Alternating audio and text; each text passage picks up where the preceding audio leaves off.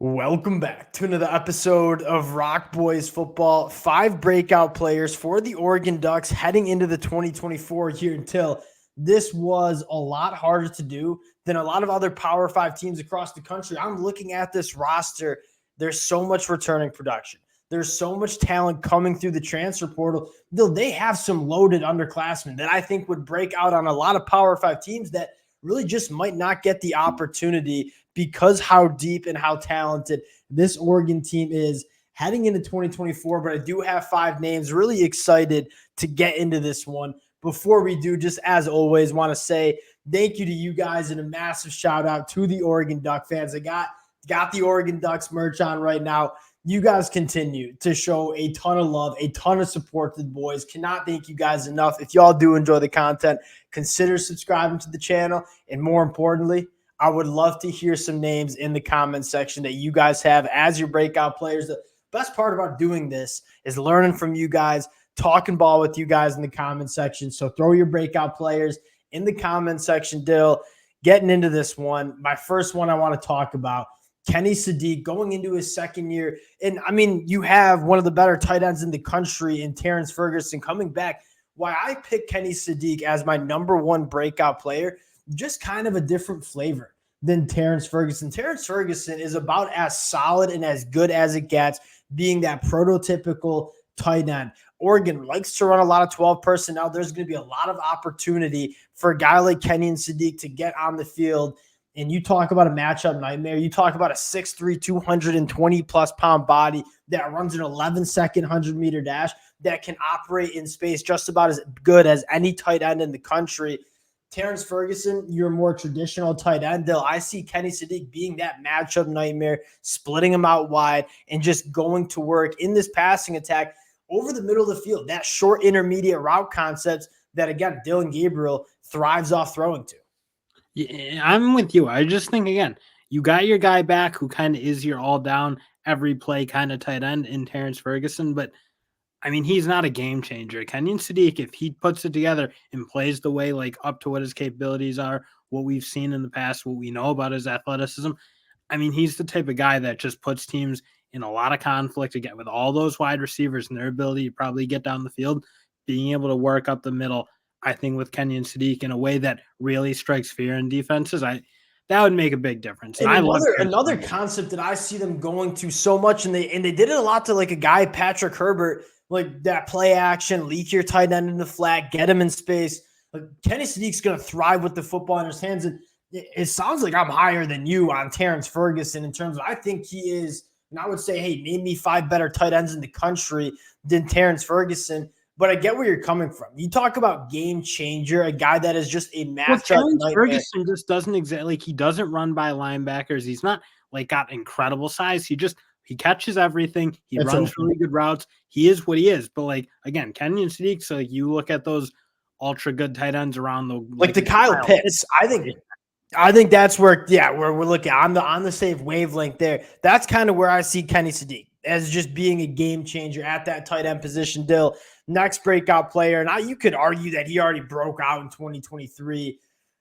Ipani Lalaulu, they call him Poncho. This is what a blessing the Oregon Ducks have where they go to Powers Johnson and was the best tight end in the country in 2023. And then you're just rolling in Poncho, who played in the bowl game, played in spot duty in 2023 as a true freshman at that center position and was absolute dynamite. Gave up 4 pressures all year, phenomenal in pass protection, very, very good athlete getting up to the second level. He is a box checker. He's going to be surrounded by a ton of returning production. This is about as good of a situation that you could ask for in terms of, hey, we're going to have to replace a guy like Powers Johnson.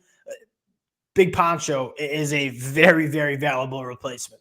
You just got to be super excited about his upside, honestly. And I know Ben Powers Johnson was awesome for sure, but I mean, watching Lalalu last year, the way he effortlessly moves guys off the ball, really plays in control, easy power, just kind of look like what you want to see. And you just don't see freshmen doing that much. You see some come in and, they they can move a little athletically and they don't get totally exposed in pass pro, but just to physically dominate defensive lines the way he did when he was as a true freshman. You saw Jackson Powers Johnson do it, and he was, a veteran guy. You saw Poncho come in as a true freshman and establish. He kind of just did what he wanted with a lot of defenders. And again, a really, really good athlete working up to the second level. I am fired up for the next center in Eugene, Oregon. Dale, the last one I want to talk about it. I'll say this. I'm going to pull up Josh Conley Jr.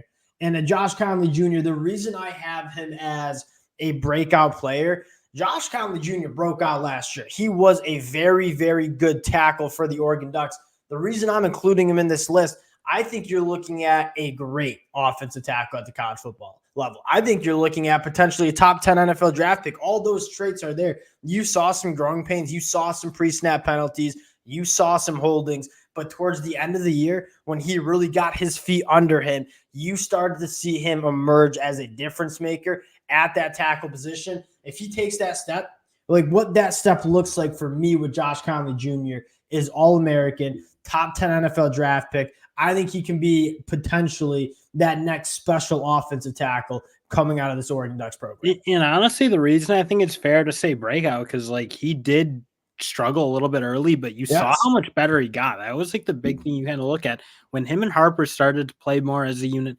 started to be like just look like they were in sync. That's hard when you're asking guys to double team, get up to the next level, like that type of stuff. It does take a second to gel. It feels like with those two offensive linemen on that side. And as he got better, you just started seeing him play a little faster, was making a little more better decisions in the pass pro, getting to where you should be on time. And you did start to see the penalties come down. You saw the pre-snap issues get cleaned up.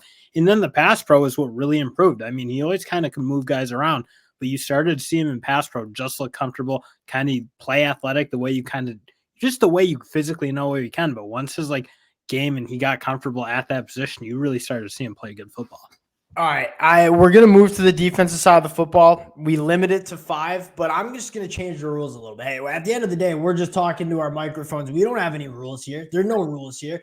I'm going to give a few more shout-outs. And these are a few tough ones. Like, I wanted to look at that wide receiver room and say, all right, which young pup is going to emerge? You return Tez Johnson. He's not a breakout player. Was one of the best wide receivers in college football. You have Evan Stewart coming in. I want to shout out 2 wide receivers. Trayshawn Holden, a guy that, again, maybe wide receiver 3 in this offense, but we saw what he could do given the opportunity. And then you got to go to the true freshman, Jerion Dickey, who dealt with some injuries, a special, special talent if it comes together. And that's what I said. Jerion Dickey, 90% of Power 5 programs, he is starting and he's a difference maker for. I just don't know how much you'll get on the field with how loaded this wide receiver room is. Last guy, Jordan James, the lead back, I think he's going to be in 2024. Again, broke out last year, was a stud. I think he's going to continue to be an absolute dude for the Oregon Ducks. They'll switch into the defensive side of the football. I'm going to start with your guy, and you can just I'll tee you up here. We're going to go Blake Purchas. I'm looking at Oregon, and I'm saying, hey, that one step you want to see them make is who's going to be the difference maker for this Oregon Ducks team rushing off the edge. Brandon Dorlus was solid. Jordan Birch was solid. Which one is going to emerge? You have Mateo you have Blake Purchas. I like Blake Purchas because he's a little bit of a different flavor than guys like Mateo and Jordan Birch.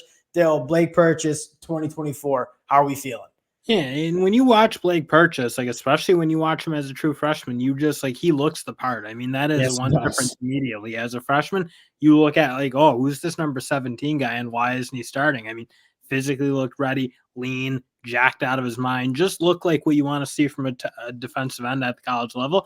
And then you started to see, I mean, again, he didn't really get a ton of opportunity last year, played a little bit, and you look good. I thought he looked strong, he looked physical. But the big part is he just looked like he had that ability to play on the edge in a way that maybe a Mateo or a Brandon Dorlus really couldn't. And Mateo I think, is going to have a big year.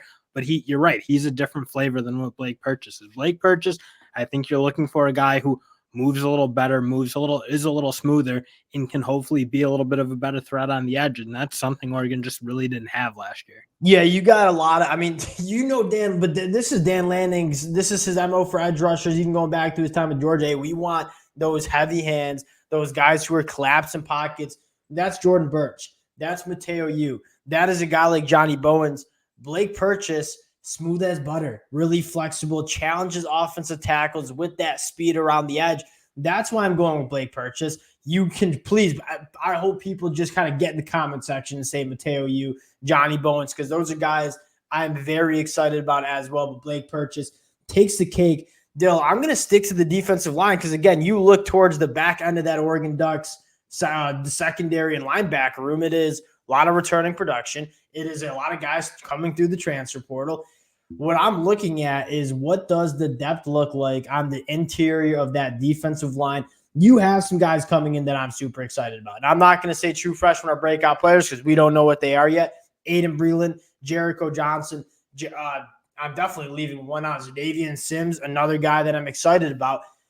I'm going to go with Amari Washington, right? You lose Popo. You lose Taki. I think getting Jamari Caldwell from Houston was huge.